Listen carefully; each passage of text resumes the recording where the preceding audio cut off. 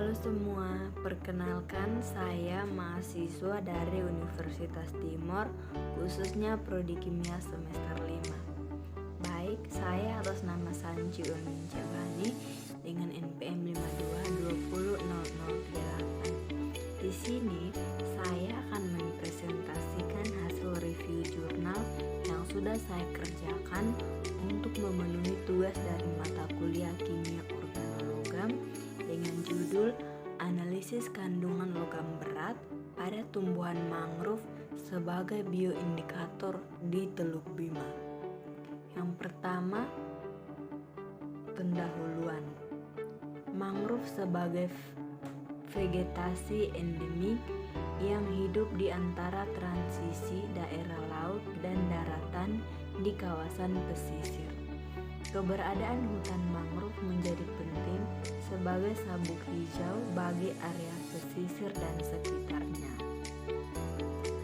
Kasus pencemaran lingkungan laut di perairan pesisir Indonesia telah banyak terjadi, seperti perairan bagian timur Teluk Jakarta telah terkontaminasi oleh logam, Cu, Ni, dan kadmium. Salah satu jenis tumbuhan yang memiliki sifat absorpsi dan ditemukan banyak tumbuhan dan berkembang di lingkungan pesisir adalah tumbuhan mangrove.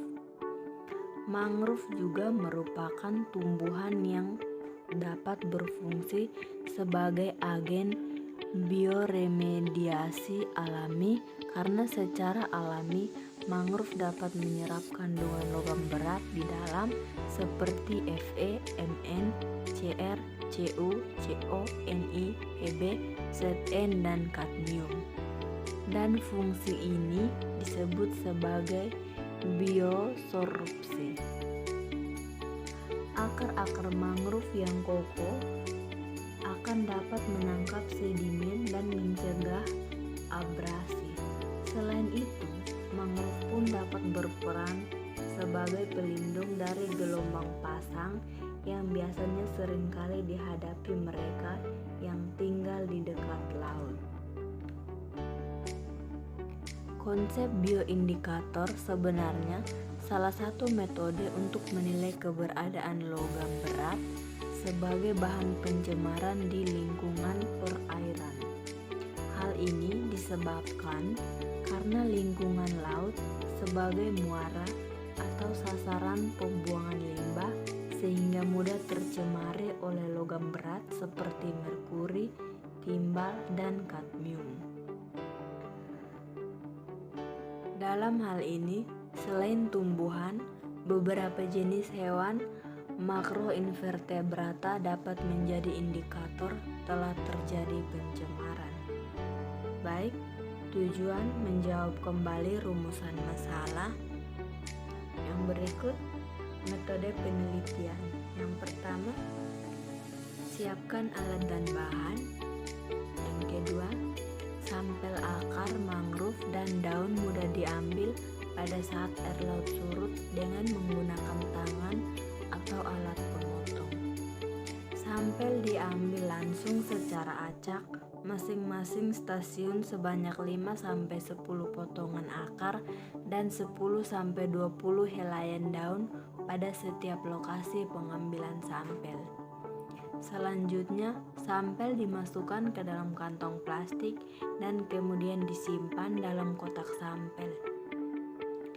Diukur logam berat pada jaringan akar dan daun bakau dilakukan dengan menambahkan HNO3 pekat dan HClO4.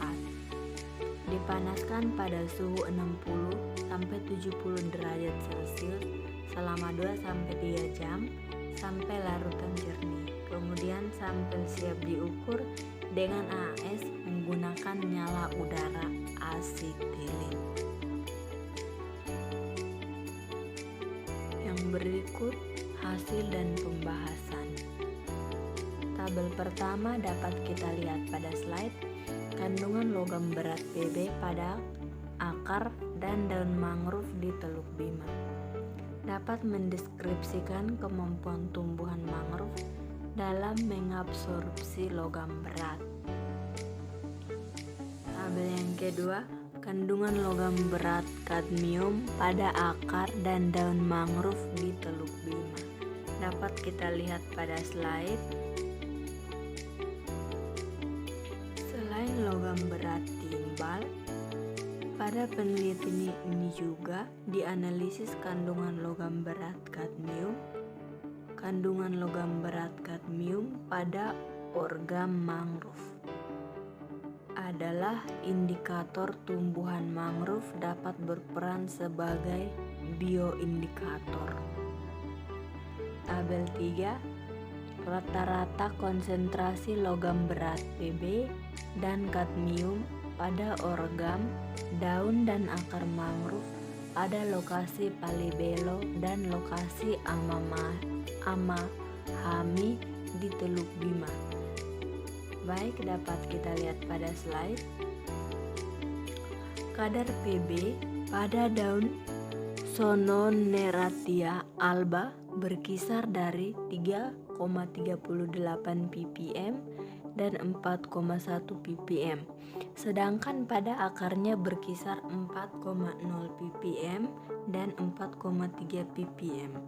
Kadar timbal pada daun Rhizopora apiculata berkisar dari 2,98 ppm dan 3,44 ppm, sementara pada akarnya berkisar dari 1,18 ppm sampai 2,52 ppm. Dapat dengan mudah dipahami bahwa rata-rata kadar Pb pada daun Sononeratia alba adalah 3,74 ppm, sedangkan rata-rata pada akarnya sebesar 4,5 ppm. Sedangkan rata-rata kadar timbal pada daun Rhizopora apiculata adalah 3,21 ppm dan rata-rata pada akarnya sebesar 1,85 ppm. Berikut kesimpulan. Dari hasil penelitian dan pembahasan dapat disimpulkan bahwa kandungan logam berat timbal pada jaringan daun dan akar tumbuhan bioindikator mangrove di Teluk Bima pada spesies bakau Sononeratia alba masing-masing 3,74 ppm dan 4,15 ppm.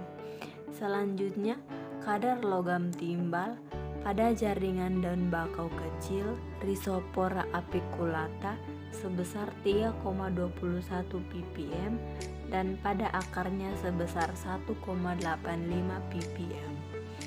Kadar kadmium pada daun bakau Sononeratia alba adalah 0,24 ppm dan pada akarnya sebesar 0,19 ppm, dan kadar kadmium pada daun Rhizopora apiculata adalah 0,41 ppm dan pada akarnya sebesar 0,18 ppm.